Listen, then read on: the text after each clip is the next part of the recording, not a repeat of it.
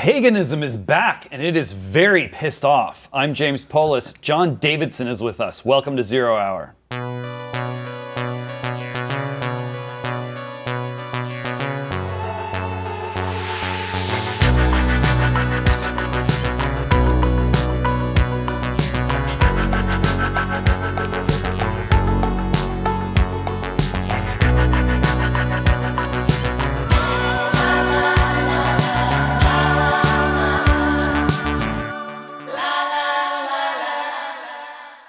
John Daniel Davidson is the author of a book called Pagan America. He's a senior editor at The Federalist. Over a nearly 20-year career in journalism, he's been a regular guest on many podcasts, including this show today. Welcome, John. James, good to see you. All right, so Pagan America, we've all seen the signs. You watching those charts, the graphs with the self-described nuns increasing. They're not really nuns, though, are they?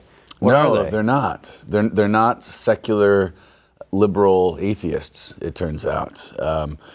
The retreat of Christianity isn't going to bring us into some sort of like liberal atheist utopia. And one of the central claims of the book, just to put it like as succinctly as I can, is that there's two options: Christianity or paganism in the end.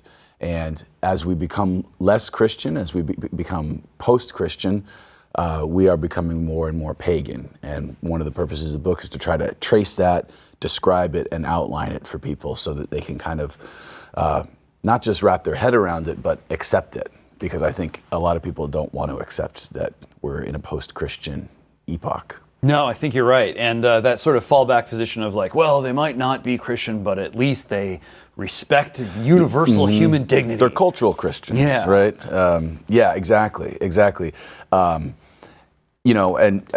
Recently there was this comment from Richard Dawkins, the famous atheist, about how he's a cultural Christian and that's good, and we're a Christian, right? And he said, I'm not a believing Christian, and we have fewer and fewer believing Christians, and that's a good thing. But we want to keep Christian culture, and he should know that you can't have the culture without the cult, right?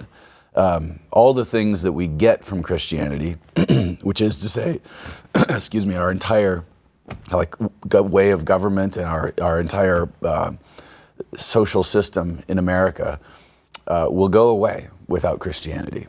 Without Christianity as the driving force in our polity, and without it shaping our public square and influencing society at every level as it has, we will lose all those things. Yeah, I mean, it's just crazy. You know, I've never been a Dawkins fan, but now he's really gone too far. You know, we need the pretense of Christianity. We need Christianity that fits on a T-shirt and, you know, not in your hearts. I mean, we need to be like the Pharisee. You know, we need to congratulate each other on appearing to be so virtuous. Like, what does he think is going to happen to the cathedrals when no one goes into them to worship? It's amazing because they're already turning into mosques or nightclubs or apartment buildings. Like, if you don't have actual Christians, you're not going to have cultural Christianity. And if you don't have cultural Christianity, you're not going to have things like free speech and tolerance and consent of the governed. All of those things also go.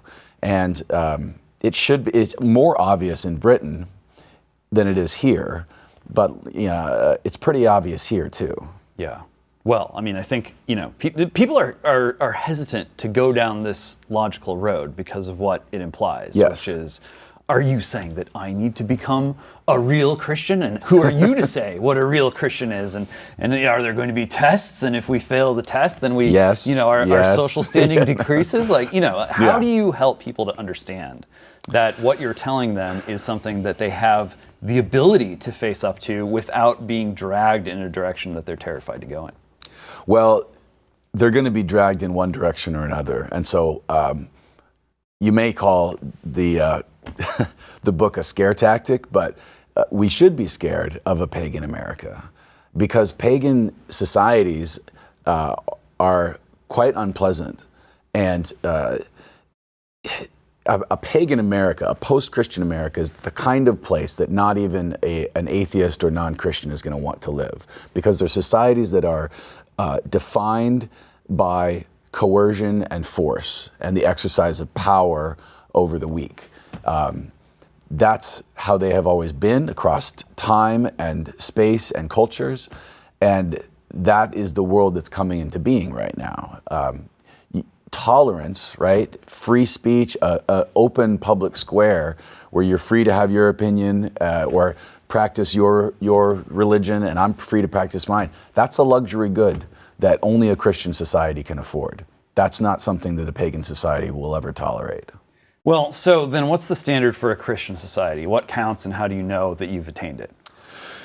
A Christian society is the society that we had in this country up until about the middle of the last century, where the people themselves were predominantly practicing and believing Christians. They accepted the basic small o orthodox tenets of Christianity, the doctrine of Imago Dei being one of the most important, that each person is created in the likeness and image of God and is therefore has inherent dignity, inherent rights, that you cannot use force against people, you cannot coerce them, and that, all the things that follow from that are and have been the American way of life and the American form of government. And so that's what you have to have as a precondition to have like a free society, right? If you don't have that, you're going to have like a slave society or a society that's based on rigid castes, which is what you see in non-Christian countries and what you see throughout the pagan past. Yeah, well, I'm sympathetic to all these arguments, but I'm going to keep throwing the counter arguments at you because I get them, I hear them. This is just it's such a cauldron of debate right now, and a lot of people's fears and sort of feeling like we wandered off the map and sort of got lost as a society. And how do you find your way back?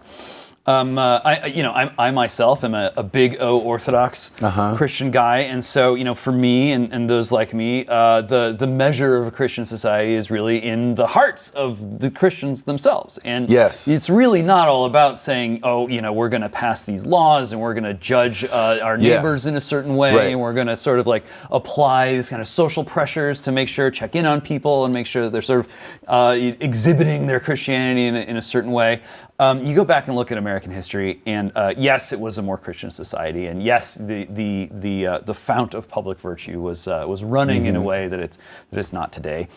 But it was also a society where there was this kind of more of like a busybody instinct, and there was this kind of more of a moral policing thing, and small towns where the granny was sort of peering across the street to see if the neighbor was doing something untoward.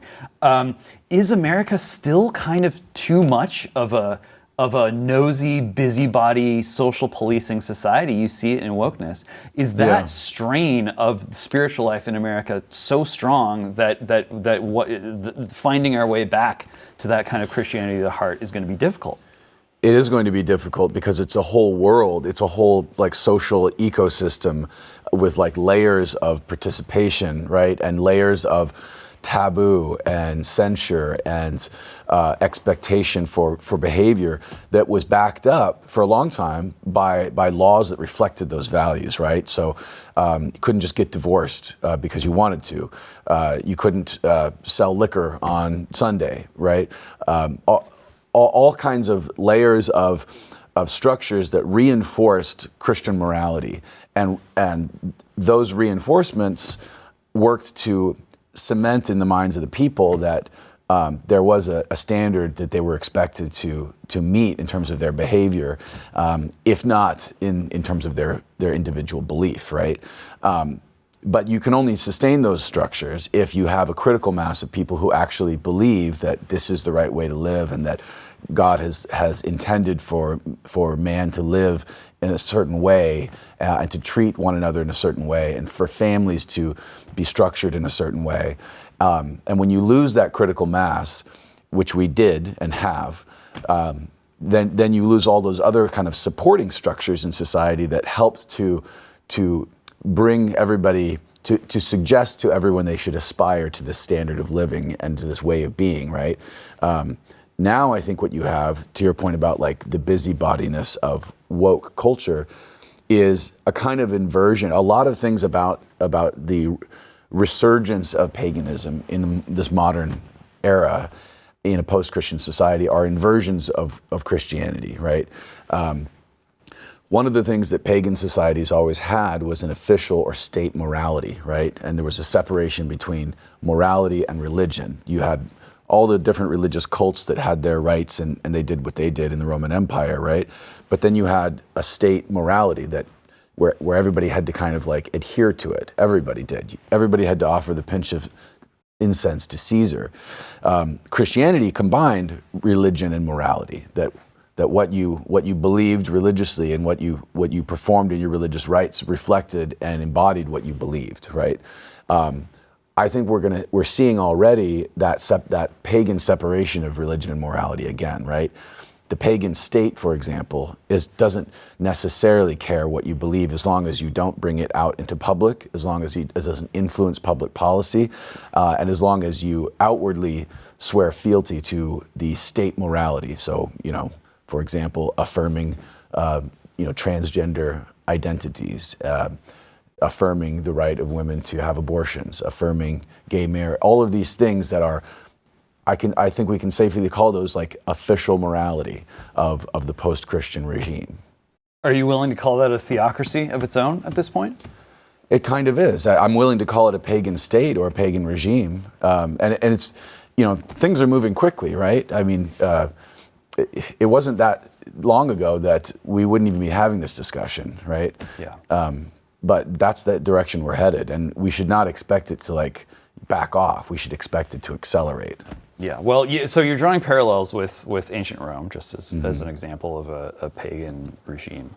But this paganism is not your, great 18x grandfather's paganism. This isn't the return of Athena and Apollo and all that. This is something much different. Right, exactly. And I say that in the book. When we talk about paganism in the modern context, it's not going to look like the paganism of the past outwardly, but it will be no less pagan essentially, right? The pagan ethos is still there, partly because paganism never really went away, right? Christianity conquered the pagan world, but we have to understand paganism as like almost kind of like default state of like fallen man, right? And it embodies, its ethos can be summed up by the phrase, nothing is true, everything is permitted, right? A radical kind of subjectivity. And in the ancient world that took the forms of divinizing things and people and places and natural phenomenon. But in our time is taking the form of a kind of will to power that whatever I believe is true, it can be true for me, and there's no such thing as transcendent truth. There's no such thing as natural law, and every man is a law unto himself, right?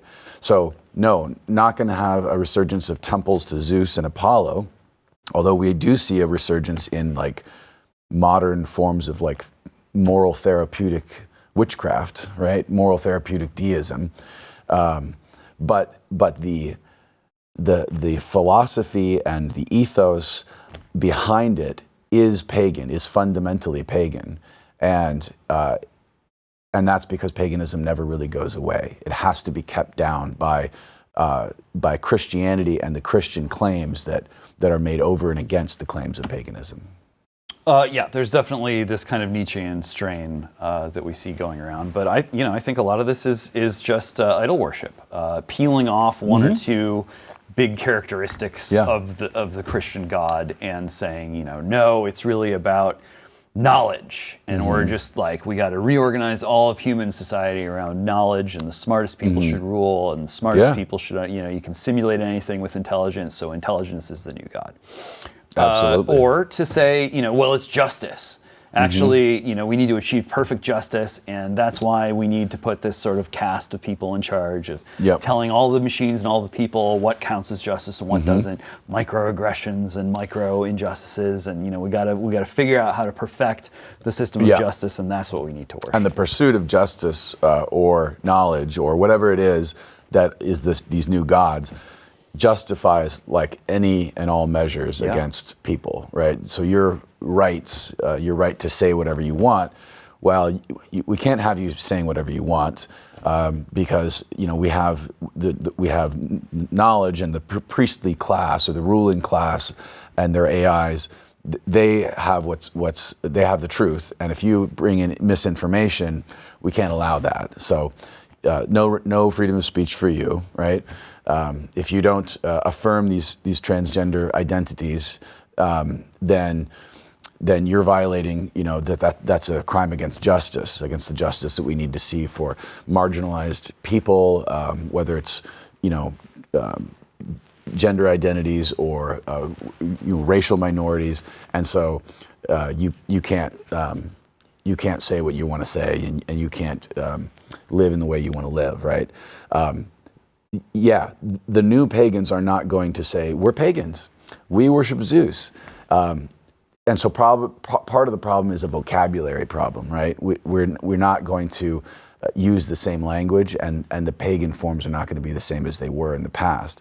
And part of what I try to do in the book is explain through recent developments how they are fundamentally pagan in their ethics, in their morality, in their conception of the cosmos and human nature, and tease that out, right? That's what's happening here. These are examples of a society that is based on force and coercion sort of coming into being, that has a fundamentally pagan ethos and view of the world.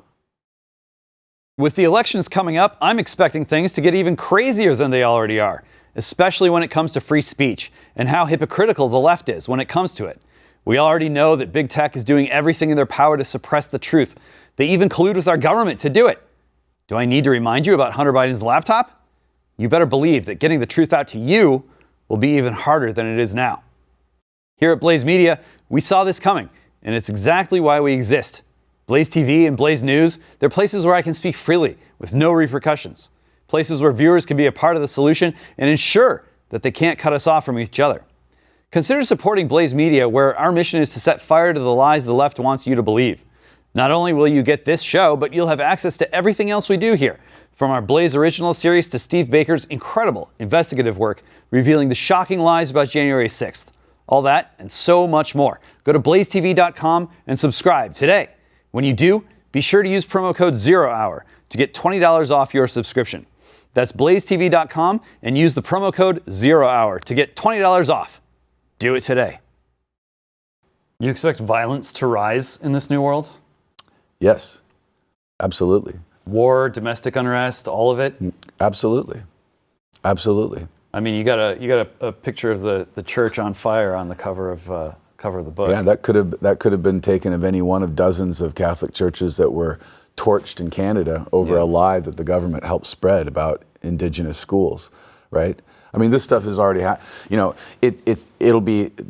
be spasms of violence, some of which are directed by the state or just encouraged by the state, and then they'll be like quiet, something like the Black Lives Matter riots in 2020 is what I have in mind, right?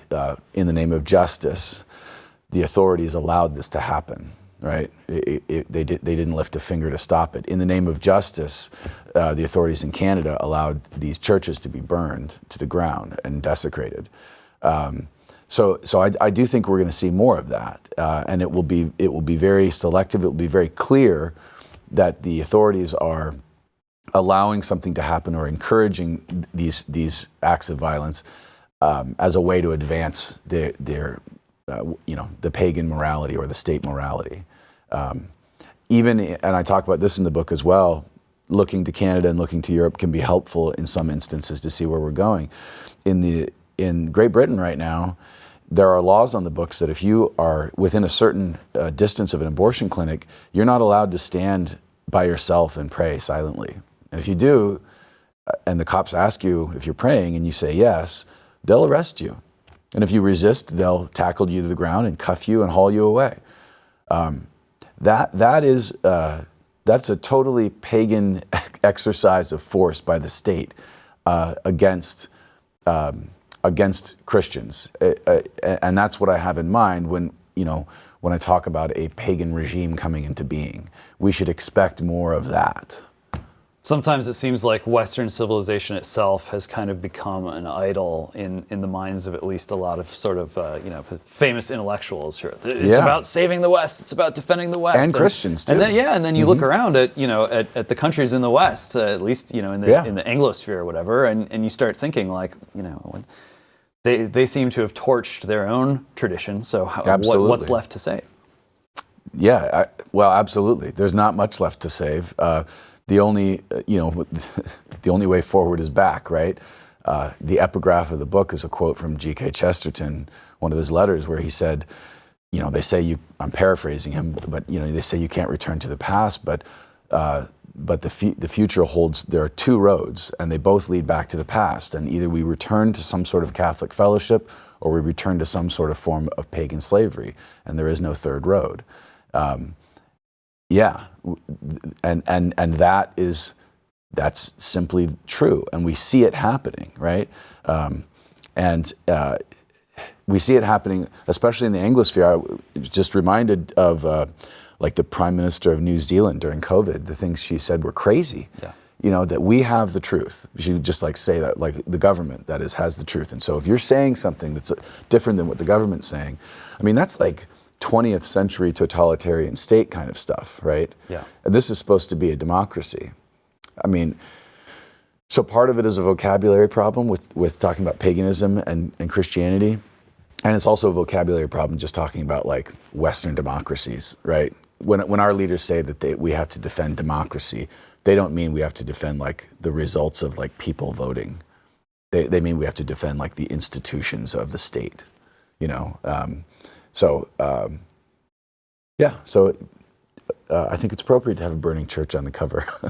Not that I designed the cover. No, there's no mystery about who is being persecuted and who is being targeted here. But you can quote Chesterton or any number of other guys as much as you want. But it does seem like it's up to God. But from a mortal standpoint, it looks like Americans are not ready to unite the churches anytime soon, and that leads to a certain amount of vulnerability. What do you suggest as a path forward for Americans right now who feel themselves to be targets of persecution, targets of, dare I say, injustice? One of the paths forward is just like a conceptual path forward, right? Like you have to just accept that persecution is going to be part of life in the West. Persecution of Christians is going to be part of life. If you want to, maintain your Christian beliefs and practices, and especially if you want to sort of bring them out into the public square, and not sort of like just hide in your church communities or in your home schools, but you want your faith to be public and to inform your community and to inform how you vote or what you advocate for, then you should expect persecution. So part of it is just, for a long time in the West, Christians kind of enjoyed a kind of, status that like being a Christian actually conferred on you respectability. There was a truce between the power of the state and the Christian churches. And I think people just sort of took for granted that would always be the case, that there would always be not just tolerance, but certain privileges that you got from being a Christian and being seen to be a Christian. And that is all not just coming to an end, but is being inverted right now. And we need to be ready for persecution, not just the persecution of like, you won't be able to be a lawyer because if you don't affirm these things, then you'll be disbarred, for example, or you won't be accepted to medical school if you're known to be a Christian because you don't affirm gender ideology or whatever. There will be that, but there will also be like active measures of persecution against Christians of the kind that I described, like being arrested outside an abortion clinic. If you do anything in public that proclaims your faith, then you should expect persecution. And so what do people do about it? That's the first step, is to just like accept that, and then you can begin to prepare and think about, well, how should we arrange our lives then? And what should we do? And how do we protect our kids? And how do we pass the faith on to our kids. And that the last chapter deals with that. It's called the Boniface option, which was a loving jibe at Rod Dreher's The Benedict option. Well, look, I mean, you go down that road, and a logical step is to say, well, we need to take a step back from society. We need to not be thinking about getting our kids into the best colleges they can get into, not be thinking about, heading up the corporate ladder. Take a step back, circle the wagons, maybe go live in the woods. Hunker down. You're in Alaska. We can talk about that in a minute. Hunker down. But I think there's a lot of fear, right, of this vicious circle developing where, can America really function as recognizably itself if that kind of middle ground of civil society is hollowed out? Where you get this sort of elite tier of whether, pagans or pantheists or justice worshippers, whatever, and then this kind of hidden underground of, devout Christians, and maybe they have, big families and they treat each other well, but they're kind of living in the woods. Is that still America? Well, it's pagan America. Yeah, America can't function the way it has like that, and we're going to be a completely different society in a different country. But that's what's going to happen. I think often of a friend of mine who's also Orthodox. His priest told him once, America will not decline and fall. It'll just become evil, and that's what's happening. I think the temptation to retreat, though, and I talk about this in the last chapter, the reason I title it the Boniface option, because St. Boniface, the apostle to the Germans, famously cut down the sacred oak tree in front of a bunch of outraged pagans, and then built a church out of the wood, right, and dedicated to St. Peter. And he was this like titanic force in the conversion of the German peoples. And he himself in his old age was cut down by a pagan war party, right? And he expected martyrdom, and he was okay with that, right? But he was bold, and he took the faith and he took the gospel into the heart of pagan Europe, of Northern Europe, and we have to have that kind of like attitude. We have to have St. Boniface as our patron saint of the pagan era. We can't just hunker down and ride out the storm and think that that's going to be enough, right? So it's necessary to protect your family, move out of the cities if you have to, start your home schools, build up a thick church community. It's necessary but not sufficient. You also have to find and fight on ground you can win, right? So I moved last year from Austin, Texas, where I'd lived for 14 or 15 years, back home to Alaska, where I grew up. And part of the reason I did that is because I didn't want to raise my family in a place like Austin. I have a young daughter. We weren't going to raise her there. But another part of it was, in Alaska, that's ground we can fight and win on, in the public square. Places where you can not only have your thick community and your homeschool and your church, but you can also win school district elections. You can also take over the city council. You can take over the library. You can bring your faith into the public square and actually change and influence things at the local level. And it's not just localism. You can extrapolate that out too at the state level as well. And we see people moving from California to Florida, in many cases for these reasons, or at least it's one of the reasons. And so, when you think about what do we do about this pagan state, this pagan regime that's coming into being, well, you prepare for persecution, but you also start to prepare and think of ways to fight it. Like, you have to fight. Just to reach back into my bag of counter arguments here, you look at the history of Germany, and a person might be excused for wondering if the Germans were ever really fully Christianized. These deep-seated sort of pagan patterns of thinking and action, they're hard to get rid of. There is something about them that responds very profoundly to to natural human being, in our fallen state, as a Christian would say. A lot of the animosity toward religion, I think, is a result of specifically what happened in the West, which is round after round of religious warfare and brutal, depopulating religious warfare. You get 30 years war, 100 years war, third of the population of Germany just wiped out through these kinds of conflicts.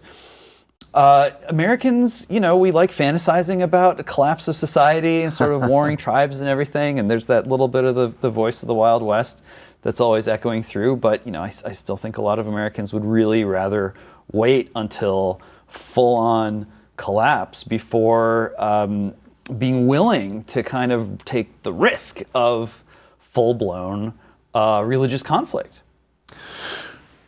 Yeah, I think that's right. But we have to remember that the fight against paganism, right, never really ends. It's always there because it doesn't just appeal to like a part of our fallen human nature, right? It's the other power in the world, right? It's to get explicitly religious, it's like the power of Satan and his fallen angels.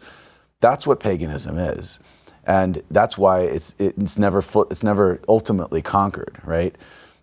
The transhumanist ideology, the transgender ideology, is a pretty good encapsulation of the lie from the garden. You will not surely die. You will be as gods, right?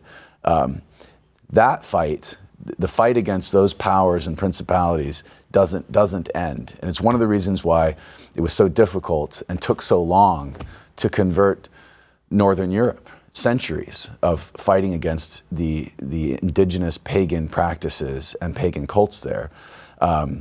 And the resurgence of these things in a post-Christian era, in a modern secular age, is also a fight that's never going to ultimately be won, right?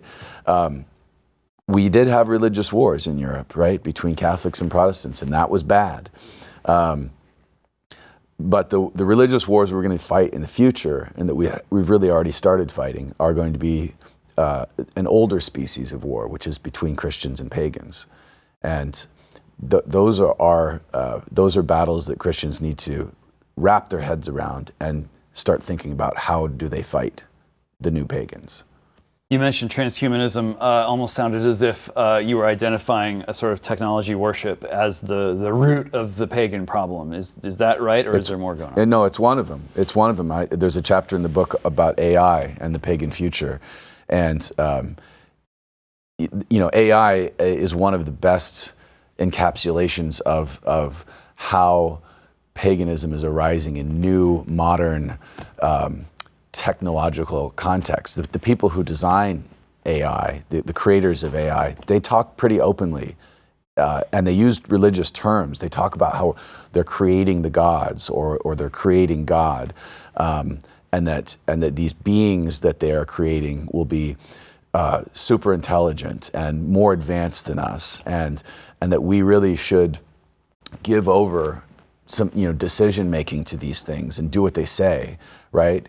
It's very religious. That they talk about AIs that don't behave the way they're supposed to as golems, and these are like Silicon Valley tech people, but they've adopted this religious language to talk about what they're doing, and I don't think that's an accident.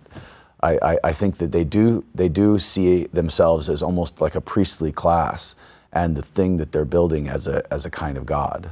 Yeah, I think that's right. I mean, you can just see the way that so many of these CEOs, they're like, well, it's really kind of boring to be sitting atop this dragon's hoard of wealth and machinery, and, is that all there is? And the answer is no, you can become a cult leader. You can become part of a priestly caste of a new religion. You can achieve immortality. Yeah. The life extension stuff that these guys talk about. One of the sections of the book, I talk at length about this guy, Brian Johnson. Have you heard of this guy? Unfortunately, I am familiar with Brian Johnson, known to some as Moon Bra, for his sort of vampiric desire to live forever, solve that whole death problem. Yeah. He basically says that has given his life over to these AI algorithms, and he will do whatever they tell him to do in exchange for immortality, right? It's so on the nose and so obviously religious. It's kind of hard.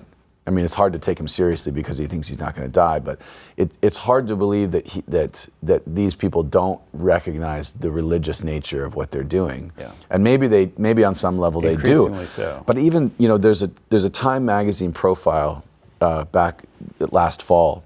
They did this puff piece on this guy, and one of the things, the kind of the throwaway lines in there, that if you didn't know what to look for, you would just kind of gloss over it. The person who wrote the article didn't realize the significance of this. But at one point, when this guy had started his blueprint program, where he was going to reverse the aging process, he started ingesting the blood plasma of his 18-year-old son.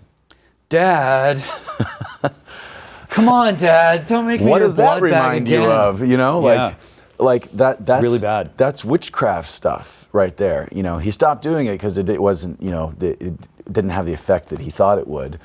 But the willingness to do it betrays really a fundamentally pagan mindset.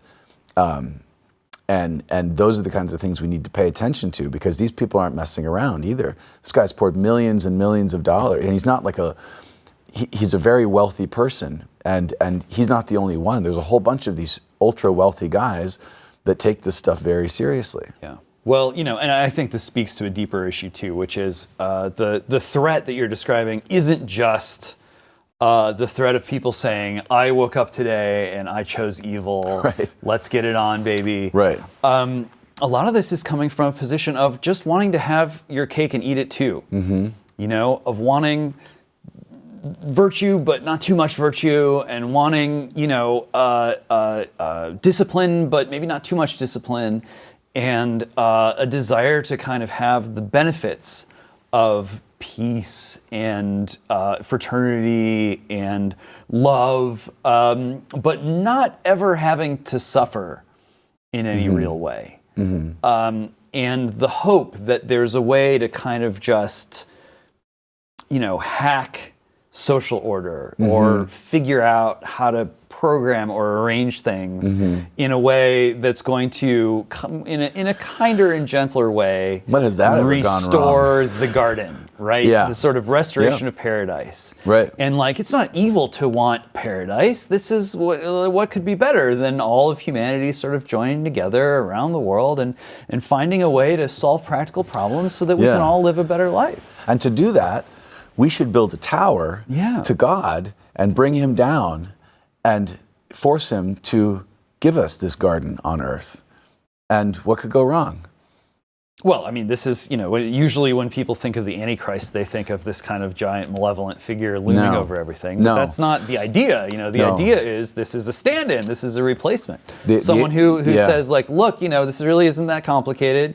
We can have it all. We can have our cake and eat it too. And if we all just work together under, my leadership, just kind of a classic pagan idea of empire, of a world empire. And peace, right? Yeah. The pax of the pagan order. No one has to suffer. No one has to die. Maybe ever. Yeah. The Antichrist isn't going to be like some sort of Stalin-esque, or Hitler-esque kind of a guy.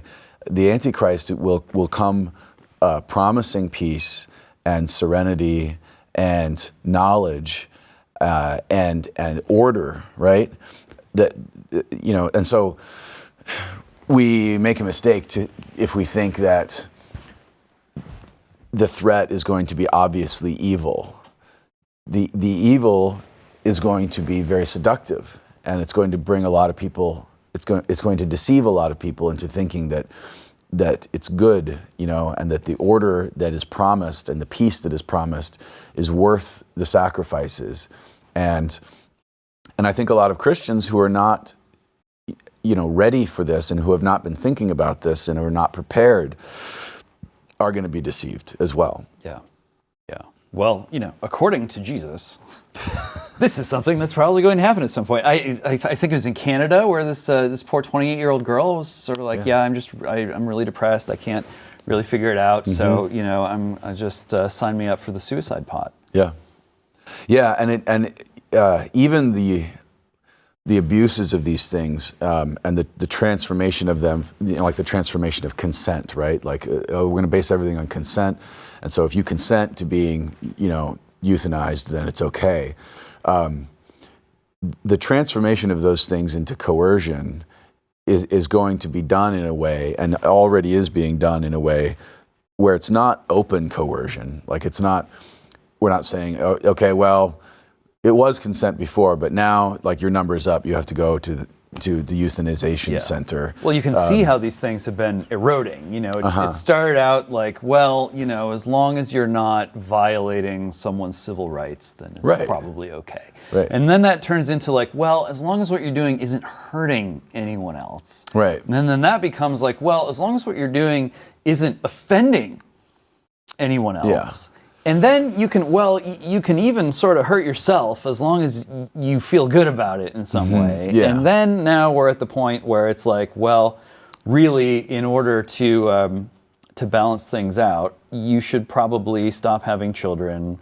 You should probably stop eating protein. You should probably just have never been born. Yeah, and if you're going to be a strain on the national health system, and you're gonna consume all these resources that could be going to other things, then you probably should sign up for the suicide program. Yeah. If you're going to be homeless and unhappy, you really should. And maybe we can even incentivize you to do that in some way.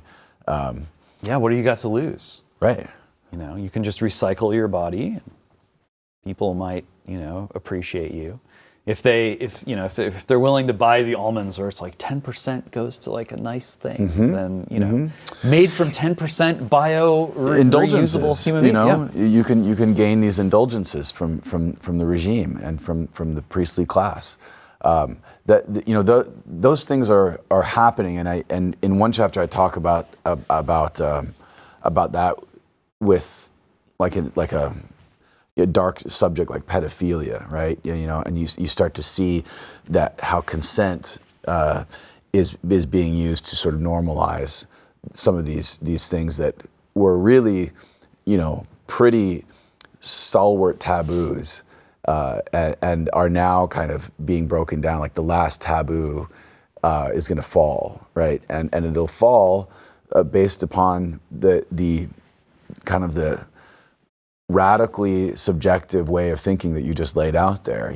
That if children if minors can consent to having these operations and these surgical interventions and these chemical interventions so they can realize their true identity as a non-binary or as a trans person, then really that there's not much they can't consent to, right? Yeah, well, this is I think one of the strongest arguments against paganism is even when you take sort of but this is the very nicest, kindest, gentlest. We love beauty. We just want to, like make wine and sort of celebrate Mother Earth and tune into the universe. Like even the least objectionable pagan, right, is the pagan who is most incapable of encountering things like, well, we're going to make human embryos that contain animal DNA. We're going to make people out of sort of pooled DNA, right, with more than two parents. All these kinds of man-made horrors beyond your comprehension. The super nice pagan, like the best possible pagan, is like the least capable of stopping the most horrific things from sweeping over they the won't world. stop it. On what basis would they stop it, right? On what basis would they even argue against it? Because they've accepted the premise, right?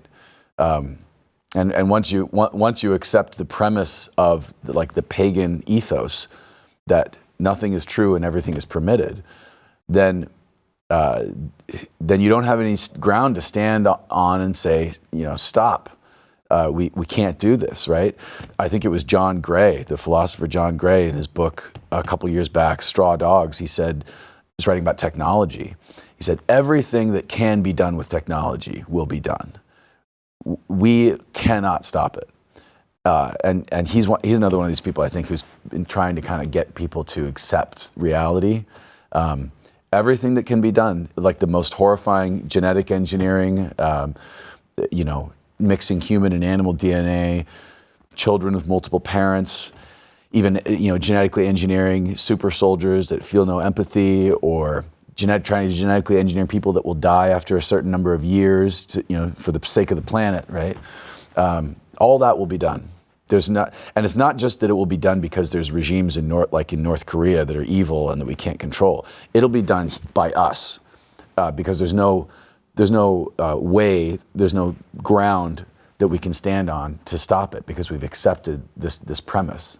Well, yeah, and that's why we now have a sort of a subculture of like based Hellenism, where they're coming from another pagan standpoint, which is, well, that's why you just have to put like strong, virile men full of testosterone and vigor. So you need to put them in charge, because they're going to protect the natural vitality and well-being of the human race. They're going to slay the monsters, they're going to kill Medusa, they're going to prevent the nerds from taking over, and stop perversity from sort of swamping the human race. But you got to ask, why hasn't it happened already then? Why didn't it happen 2,000 years ago? Right. Yeah, I'm half Greek. You look at the heirs of Alexander, sort of the generals who took over the Egyptian part of Alexander's empire, and Hellenism, and it's a beauty and knowledge and strength and martial valor, and they went from the pinnacle of the Hellenistic world to the most decadent and depraved and dysfunctional sort of Egyptian inbreeding. Just over a period of a couple hundred years. Yeah, that's all it takes. Right. No, and that's one of the things I don't get into in the book, because it only really came on my radar and started to sort of like cohere for me is the new paganism, kind of like on the right, what you might call like the paganism that you're describing of Bronze Age pervert and some of these other characters, that is very Nietzschean and sort of has a very, I think, facile Nietzschean read on Christianity, right? And that calls for this virile, strongman, new paganism to defeat the woke left. And I only began really thinking about that in depth as I was finishing the manuscript. So I don't deal with that in this book, maybe in a future book. But you're absolutely right. That's not going to save us either. It's not sufficient. It's just a species of the same thing. And as if you have to be a weakling shriveling up in a windowless room somewhere in order to be spiritually strong. Yeah, like it's totally a misreading of not just Christian teaching, but Christian history, right? The Reconquista happened because Christians fought back, right? The barbarians, were converted because the Christians fought for it, So the idea that Christianity is kind of what Nietzsche said it is, a slave mentality, is totally wrong. The pagan mentality is the slave mentality. The pagan societies are the slave societies. We've even lost the vocabulary to talk about like Christian moral virtues like meekness. People think meekness means weakness because it rhymes. It means being passive. It doesn't. It means controlling your anger. That's what meekness means. Yeah. And controlling your anger makes you very powerful. Yeah. It's the bit in the horse's mouth that allows you to actually ride the guy around instead of getting trampled. Yeah. You're in Alaska. That's home for you. So there's kind of a logic to that maybe doesn't apply to most Americans. But what do you think the frontier means for America now? Looking at Alaska, looking at people sort of turning a little more inward, looking toward opportunities maybe in the interior of the country that people hadn't thought about before. Yeah, I think it's promising and it gives me hope. I was recently in Steubenville, Ohio, and recorded some podcasts there. The Franciscan University of Steubenville is there, but there's also, what I did not know about Steubenville, which is a little Rust Belt town on the Ohio River in southeastern Ohio. What I didn't know is that it's become a kind of Catholic colony. And over the past 3 or 5 years, I think more than 100 Catholic families have moved to this town from all over the country. Not for the university. The university's been there for a long time. They're moving there because there's like there's a vibrant Catholic culture in this town, and it's attracting people who are just picking up their families, or single young people are just picking up and moving there, and it's like it's like a Catholic colony. The town's being taken over by Catholics, and it's wonderful to see, but it's also like arresting, because you realize this is a version of moving your family, to Alaska, right? Not everybody has to move out to rural Alaska. The point is to be intentional about where you live and where you raise your children, and what kind of place you want to be in for this era, right? And places like Steubenville offer a vision of how we can be in community, how we can fight back. And you fight back with a critical mass of people, right? Steubenville is going to be totally transformed by the people that are moving there. And not just like the university or the church downtown or the schools. The whole city is going to be transformed by it, because there's a critical mass of people who are devout Catholic people who are moving there, and they're going to change that place. Well, look, America's still a very big place. Mm-hmm. It's easy to get spooked. It's easy to have that kind of like, are we the baddies, moment, right. and just trying to grapple with what the regime is doing in this right. world and doing in America. But it's still a very big country, not just in Alaska. And America's still, a pretty young country, mm-hmm. pretty young civilization, if you want to go that far. And I think you're right. I think a lot of people, regardless of kind of where they're coming from, are gonna be tapping into that in the years to come. And part of it is like getting offline, and because like there's real things happening in the country, and if you spend all your time on Twitter or on social media, then you can have a kind of a mentality of like, oh, it's all everything's bad. The regime is has total control. There's no rays of hope anywhere. But that's not actually what's happening out in the country, because it's a big country and there's a lot happening and there's reason for hope. Amen to that. The book is Pagan America. There's your flaming church on the cover. Hopefully we don't see many more of those coming up, but it's a wild time. So John Davidson, thanks for joining us so much. Hey, thanks for having me, James. All right, looking forward. Give us a like, subscribe to the channel. It helps us a lot. Let me know who you want to see me interview. Until next time around, I'm James Poulos. This is Zero Hour. May God have mercy on us all.